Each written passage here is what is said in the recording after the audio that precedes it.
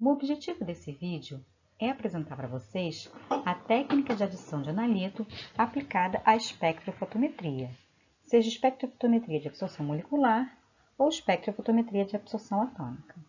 A curva de adição de analito tem como característica ter um sinal do analito proveniente da amostra sobreposto ao sinal do analito proveniente do padrão, com exceção do primeiro balão. Isso nós já vimos.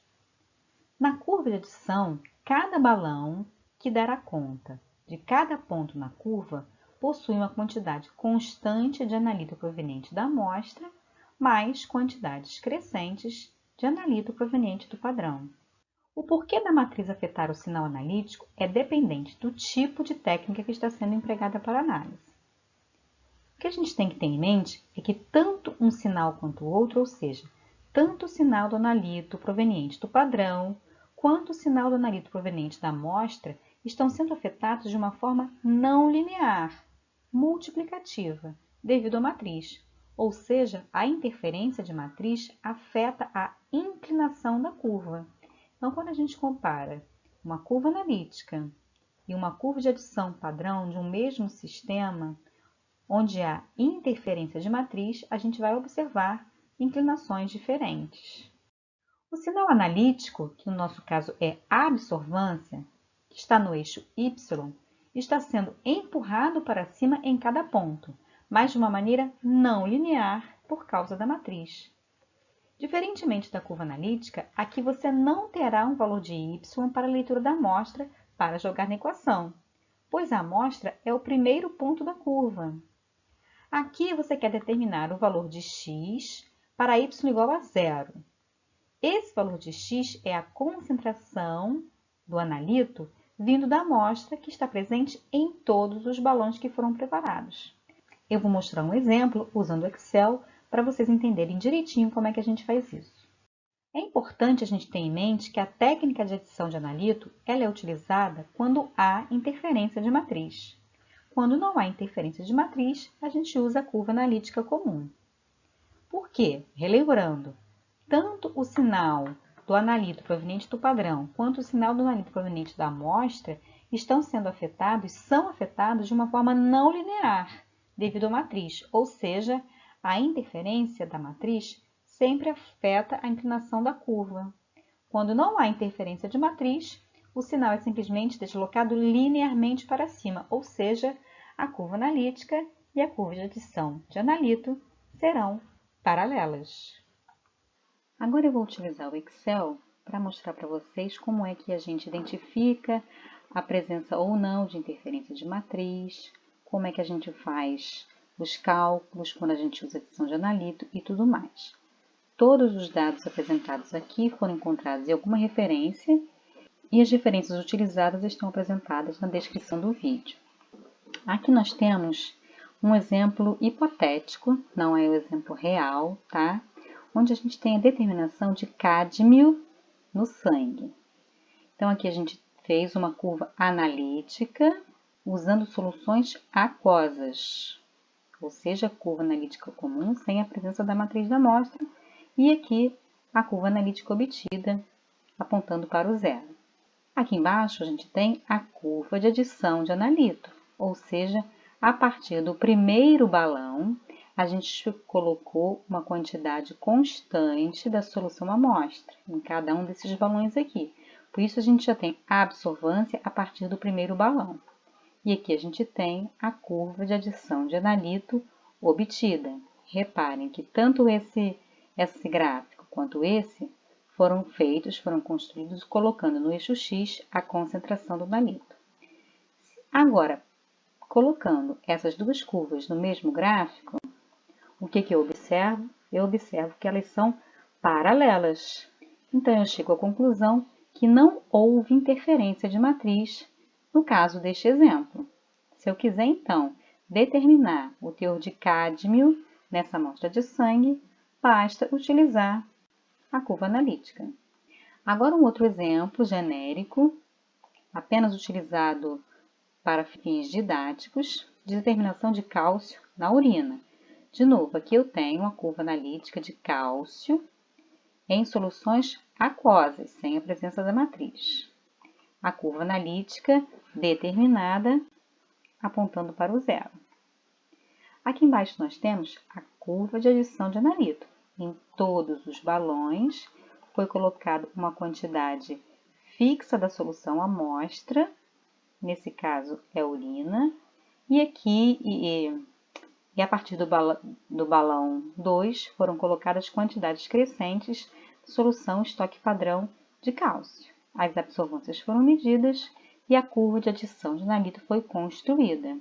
Então, nesse caso, a curva não aponta para o zero, porque já no primeiro balão, onde eu tenho uma quantidade de amostra, a presença de cálcio e a absorvância relativa a ele.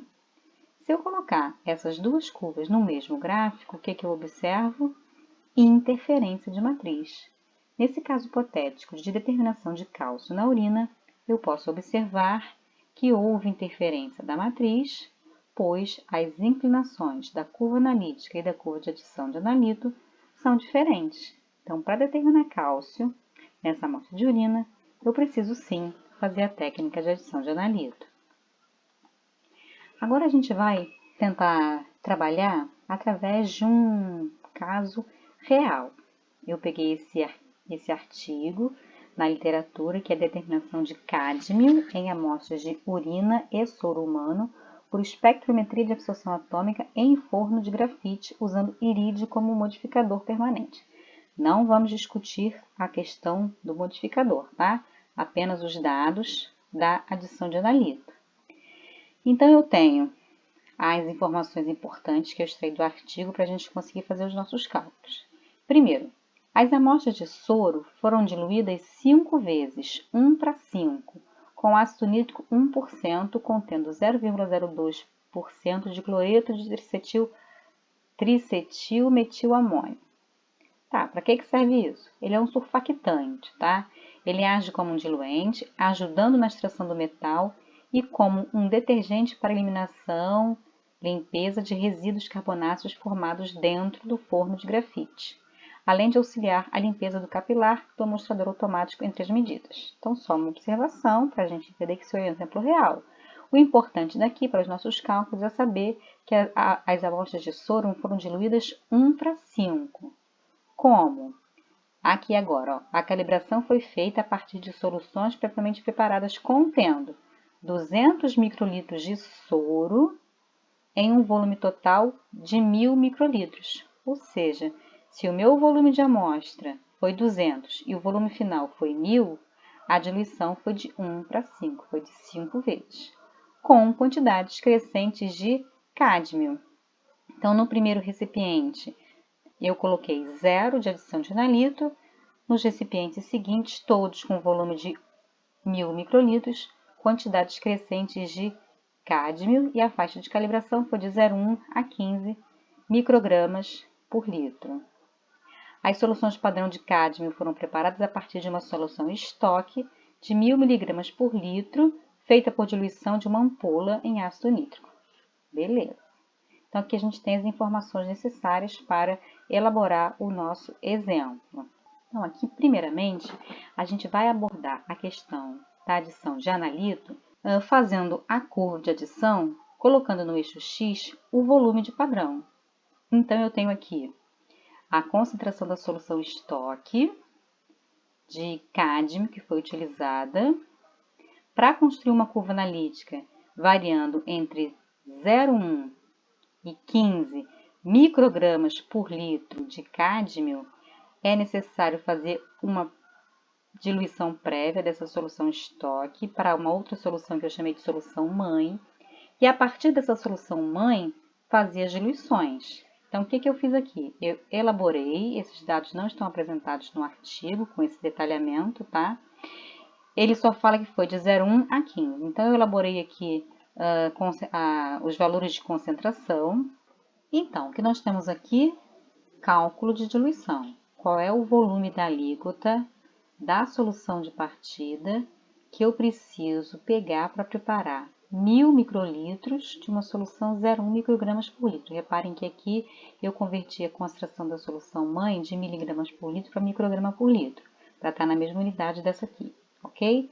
Então, o que eu fiz aqui, olha, Velho cálculo de diluição, C1V1 igual a C2V2.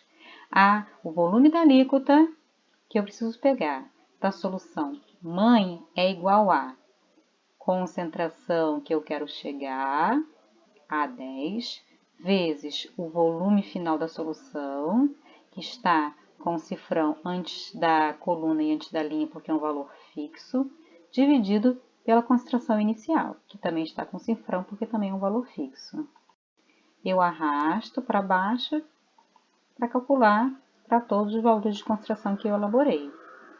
Esse gráfico aqui, ele foi construído como colocando o volume da alíquota no eixo X, ou seja, o volume da solução padrão no eixo X, e a absorvância no eixo Y. Como a gente já viu anteriormente, para espectrofotometria, quando a gente faz adição padrão, a gente parte sempre da lei de Lambert-Beer, que aqui está representada com a concentração sendo proveniente da solução amostra e da concentração sendo proveniente da solução padrão.